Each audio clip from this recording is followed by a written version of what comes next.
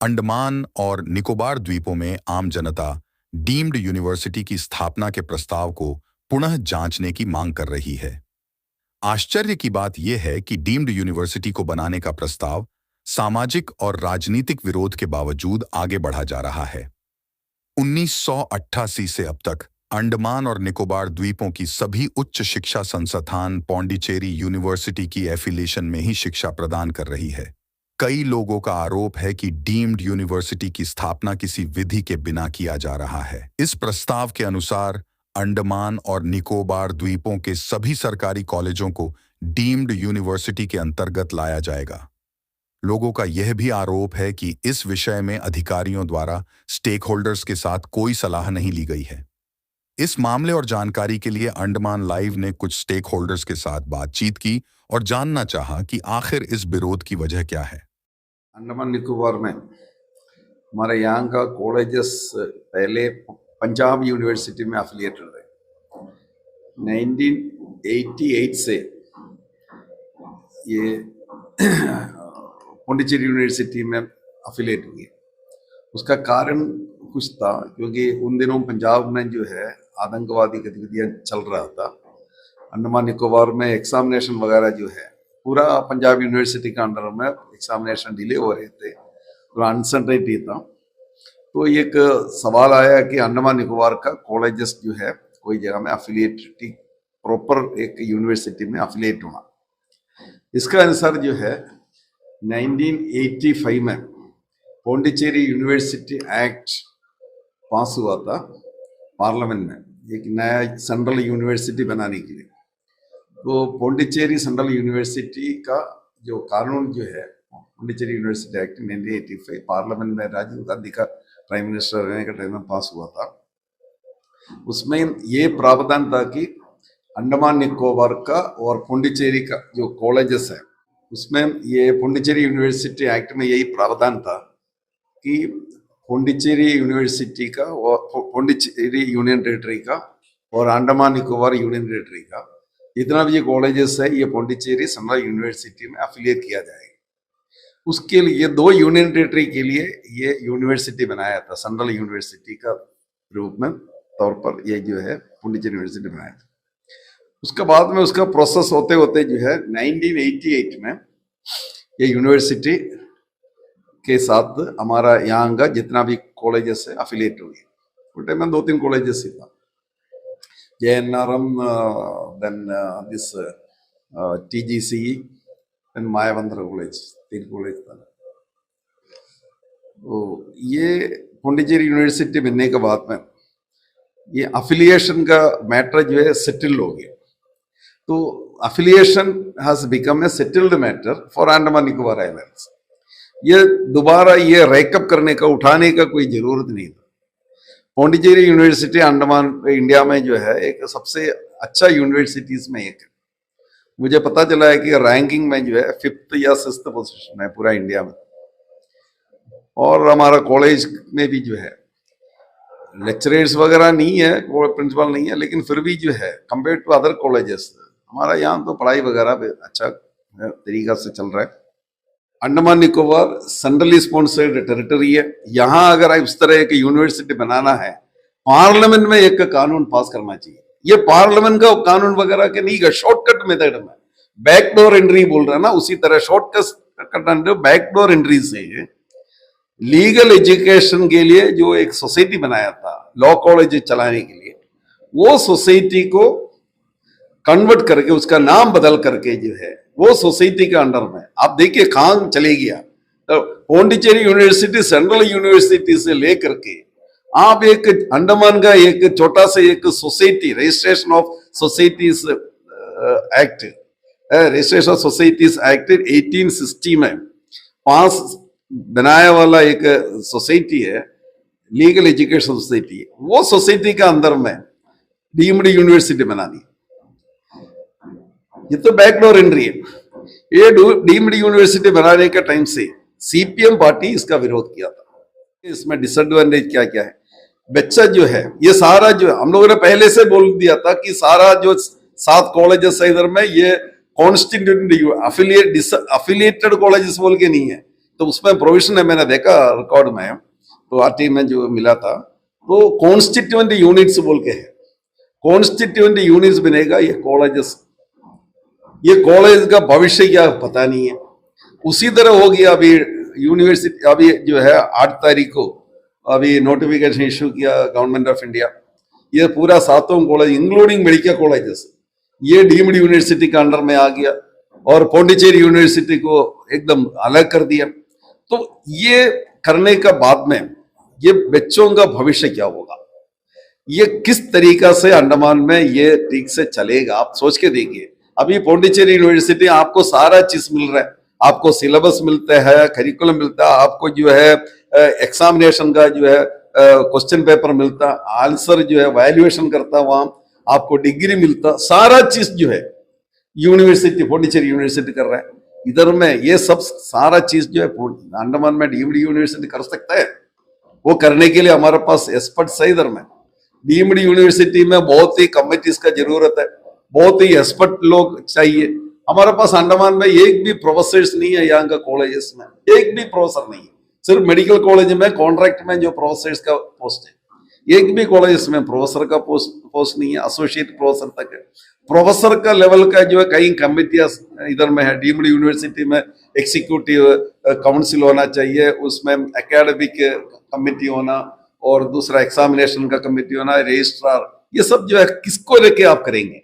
अंडमान में एक आदमी को जो इधर में मिलता नहीं है। इधर में इतने जो लेक्चरर्स इधर में जो रिटायर हो रहे हैं सब तो महिला चले जाता, नहीं तो जो इधर में मतलब कोई काम में जो है आता नहीं है ही नहीं है हमारे पास इतना एक्सपर्ट्स जो है ये बॉडी, ये सब बॉडी कॉन्स्टिट्यूट करने के लिए। तो इधर का जो है पूरा एग्जामिनेशन सिस्टम जो है कोलैप्स होएगा डीम्ड यूनिवर्सिटी का अंडर में, उसमें कोई डाउट नहीं।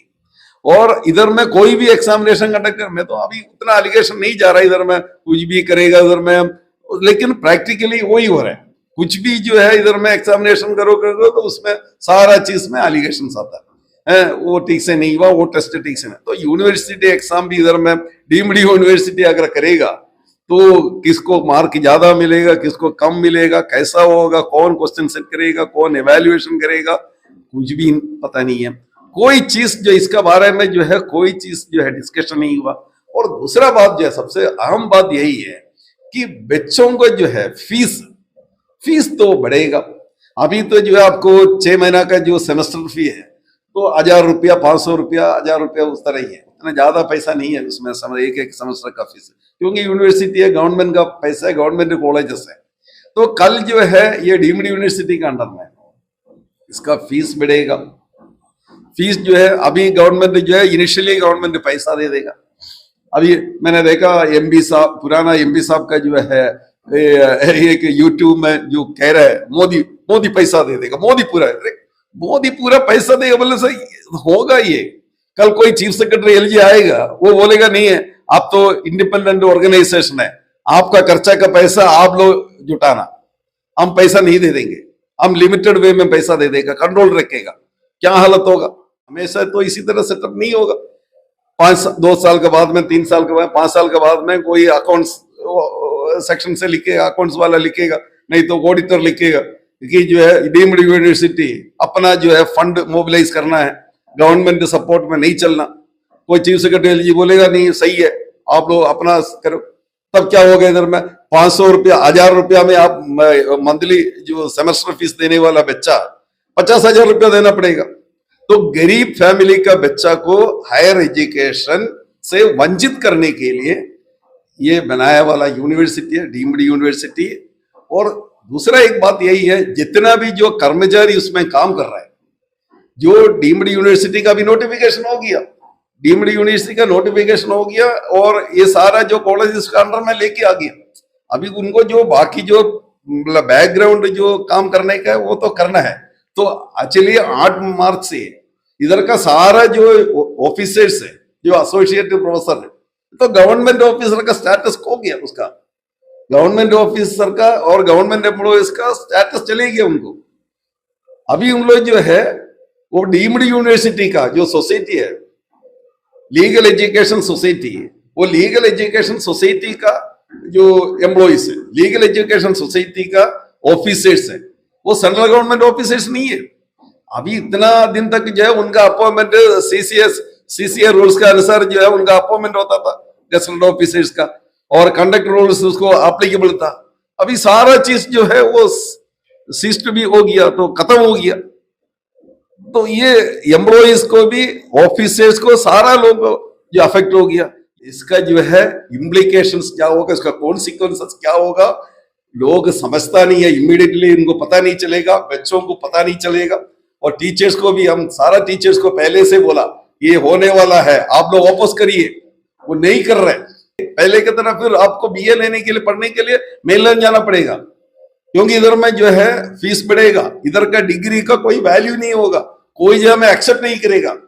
ये डीम्ड यूनिवर्सिटी का, पौंडीचेरी यूनिवर्सिटी का डिग्री और ये डीम्ड यूनिवर्सिटी का डिग्री आप सोच के देख लीजिए क्या फायदा इधर में लोगों के लिए। पूरा हायर एजुकेशन सिस्टम कोलैप्स होने का। ठीक है, ये यूनिवर्सिटी आ गया, 4 आदमी को नौकरी मिला, हम बोल सकते हैं ठीक है 4 आदमी को नौकरी, कुछ नहीं है। ये डीम्ड यूनिवर्सिटी, पूरा यूनिवर्सिटी एक नया संस्था बना करके उसके अंदर में लेके आएगा, एग्जामिनेशन वगैरह जो पौंडीचेरी यूनिवर्सिटी का बदली में इधर में कंडक्ट करेगा, सारा चीज इधर में करके पूरा मास करके छोड़ने के लिए जो है। लेकिन सीपीआईएम पार्टी ये हमेशा हम लोग बोल रहे हैं, हम 23 अप्रैल 2023 को 23 अप्रैल 2023 को फर्स्ट चिट्ठी आपने लिखा, और उसके बाद में सीपीएम की तरफ से, उसके बाद में 5 अक्टूबर 2023 को चिट्ठी लिखा। अभी ये नोटिफिकेशन इश्यू करने के पहले 5 मार्च को एक चिट्ठी लिखा। हम 5 मार्च को चिट्ठी लिखा, 2 दिन के बाद में देखा नोटिफिकेशन इश्यू होगी, जो है डीम्ड यूनिवर्सिटी सेटअप करके उसका इतना कॉलेजेस जो है उसके अंदर में लेके आके। तो सीपीआईएम इसका विरोध करेगा। ये इलेक्शन में हम लोग एक इलेक्शन का एक मुद्दा बना देगा, अंडमान निकोबार का नौजवानों को हम लोग बता देगा, स्कूल में पढ़ने वाले बच्चों को बता देगा सारा जगह में कि ये आपका भविष्य को खिलवाड़ कर रहा है इधर में। अखिल भारतीय विद्यार्थी परिषद जब से अंडमान में काम कर रहा है, उसी समय से अंडमान में सेंट्रल यूनिवर्सिटी की स्थापना की बात वो कर रहे हैं। 19 में जब डीम्ड यूनिवर्सिटी की स्थापना की बात हुई तो कई सारे ऐसे विषय थे जो इन डिटेल हमने इसे खंगाला और समझा। तो डीम्ड यूनिवर्सिटी खराब इसीलिए है, और विद्यार्थी परिषद जब से ये प्रोजेक्ट प्रपोज हुआ है तब से इसका विरोध इसीलिए कर रहे हैं क्योंकि डीम्ड यूनिवर्सिटी में जो कोर्सेस आने वाले हैं, जो कोर्सेस डीम्ड यूनिवर्सिटी लेने वाला है, वो नॉर्मल डिग्री कोर्सेस नहीं होंगे, वो टेक्निकल कोर्सेस होंगे और स्पेशलाइज्ड कोर्सेस होंगे। और इस प्रकार का कोर्सेस अगर अंडमान में स्टार्ट हुआ तो अंडमान में ऐसे कोर्सेस करने के बाद में जो यूथ है वो अनएम्प्लॉयड ही रह जाएगा।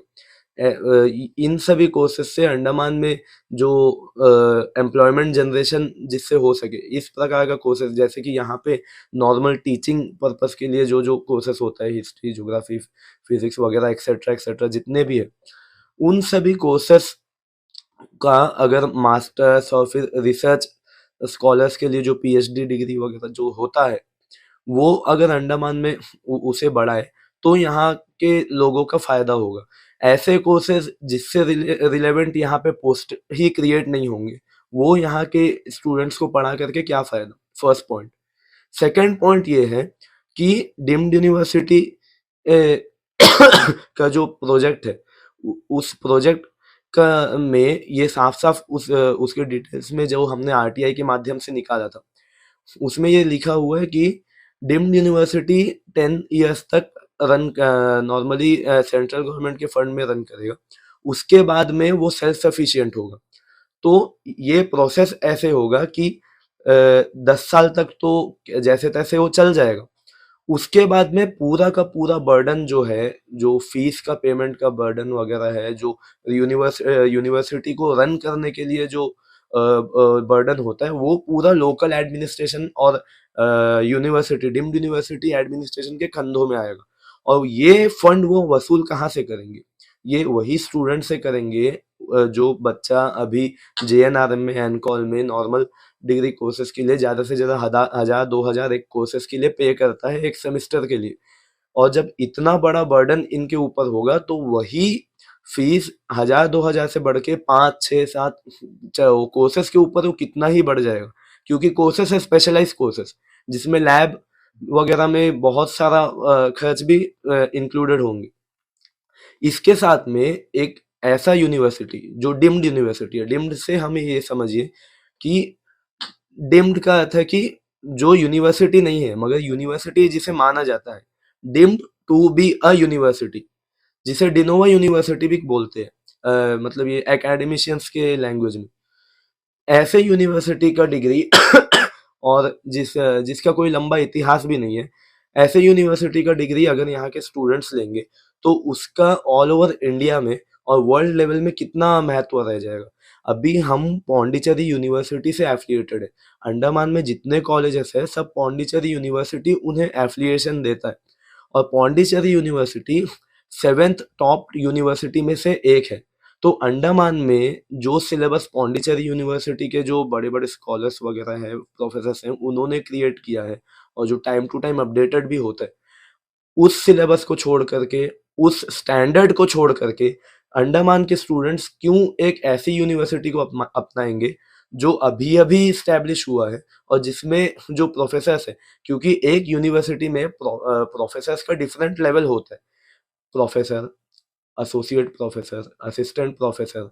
तो प्रोफेसर्स वो होते हैं जिनका अच्छा खासा रिसर्च स्कॉलर में अच्छा खासा हिस्ट्री होता है और अच्छा खासा उनके पास में जर्नल्स वगैरह का नॉलेज वगैरह होता है उनके पास में, और वो रिसर्च वर्क में लगातार लगे भी रहते हैं। अंडमान में कोई भी ऐसा टीचिंग फैकल्टी नहीं है कॉलेजेस में जो प्रोफेसर जितना एलिजिबल है, और कॉलेज का प्रिंसिपल तो दूर की बात है, क्योंकि अगर डिम्ड यूनिवर्सिटी होगा तो एक वीसी का जो क्वालिफिकेशंस होता है उस एक्सपीरियंस का व्यक्ति उसका वीसी बन सकता है। अंडमान में कोई भी ऐसा प्रोफेसर नहीं है जो उस लेवल का एलिजिबल हो। और जैसे कि अगर हम बात डीब्रेड की करते हैं, डीब्रेड का इतना बड़ा मुद्दा हुआ आपको पता ही है। डीब्रेड के प्रिंसिपल जो है, प्रिंसिपल की एलिजिबिलिटी का भी मुद्दा उस समय उठा था। अगर एक कॉमन डिग्री कॉलेज और कॉमन टेक्निकल कॉलेज का प्रिंसिपल के पोस्ट के लिए कोई एलिजिबल पर्सन अंडमान में ढूंढना इतना मुश्किल हो जाता है, तो एक यूनिवर्सिटी कितनी बड़ी चीज है, साफ साफ बात है। साथ ही डिम्ड यूनिवर्सिटी अगर स्टैब्लिश हुआ तो यहाँ के लोकल्स को उससे कुछ खासा फायदा नहीं होगा, क्योंकि डिम्ड यूनिवर्सिटी का कोर्सेस का तो एक मुद्दा है ही, साथ में यहाँ में जो सिलेबस है वो भी लोकली प्रिपेयर्ड किया जाएगा। और लोकली अगर सिलेबस प्रिपेयर किया जाएगा तो यहाँ पे पहले यहाँ के प्रोफेसर्स का और यहाँ के जो टीचिंग फैकल्टी है उनके पास इस तरह का कोई एक्सपीरियंस नहीं है कि वो एक कंप्लीट डिग्री कोर्सेस का सिलेबस प्रिपेयर करे। तो वो अपनी फर्स्ट अंडरस्टैंडिंग के हिसाब से सिलेबस प्रिपेयर करेंगे। तो इन सभी मुद्दों के वजह से विद्यार्थी परिषद डिम्ड यूनिवर्सिटी का विरोध करता है और ये मांग करता है कि डिम्ड यूनिवर्सिटी का जो प्रोजेक्ट है इसे बंद करके सेंट्रल यूनिवर्सिटी की स्थापना की बात करें। हाँ, प्रोसीजर लंबा होगा और बहुत सारी फॉर्मेलिटीज भी उसमें आएंगी, मगर अगर एक सेंट्रल यूनिवर्सिटी अंडमान में स्थापित हो गया तो ये केवल अंडमान के लिए ही नहीं होगा, अंडमान एक एजुकेशनल हब बनेगा और बाहर से एजुकेशनल टूरिज्म भी अंडमान में क्रिएट होगा। और अंडमान के पीपल्स के साथ में अंडमान का एडमिनिस्ट्रेशन भी ये जानता है कि अंडमान में टूरिज्म सेक्टर कितना महत्व रखता है। तो अगर एजुकेशनल रिफॉर्मेशन करने के बाद में अंडमान में टूरिज्म भी बदलता है और टूरिज्म में भी अपलिफ्टमेंट आता है, तो ये केवल यहाँ के लोगों का फायदा नहीं होगा, बल्कि सर यहाँ का जो लोकल गवर्नमेंट है, लोकल एडमिनिस्ट्रेशन है, उनका भी फायदा होगा। मुझे लगता है कि जितने भी पॉलिटिकल पार्टीज है उन्हें इस मुद्दे में इंटरेस्ट लेना चाहिए। अभी चुनाव का समय चल रहा है, जो जितने भी कैंडिडेट्स है, जितने भी पार्टीज है, उन्हें इस मुद्दे को अपने मैनिफेस्टो में ऐड करना चाहिए कि अंडमान में हमें सेंट्रल यूनिवर्सिटी की आवश्यकता है, क्योंकि अंडमान में अगर सेंट्रल यूनिवर्सिटी आएगा तो ये सबके हित में। और अगर पॉलिटिकल पार्टीज इसे अपना मुद्दा बनाती है तो कोई भी अंडमान का जनता ऐसा नहीं होगा जो ऐसा नहीं कहेगा कि हमें सेंट्रल यूनिवर्सिटी नहीं चाहिए। तो ये उनके लिए भी अच्छा रहेगा, और केवल मैनिफेस्टो में ऐड करने तक सीमित ही नहीं रखना है इसे, बाद में जाकर के इस पर इनिशिएटिव भी लेना है। पर है डिम्ड यूनिवर्सिटी स्टैब्लिश होने के बाद में जो बच्चे ये आस रख के कि कल को मुझे नौकरी मिलेगा, कल को मैं मतलब ये कोर्स करने के बाद, ये पढ़ाई करने के बाद मुझे नौकरी मिलेगा, ये सोच करके उसे पढ़ेंगे, बाद में उनके हाथ में कुछ नहीं लगेगा, तब अंडमान का सिचुएशन क्या होगा? ये एक बहुत ही चिंताजनक विषय है।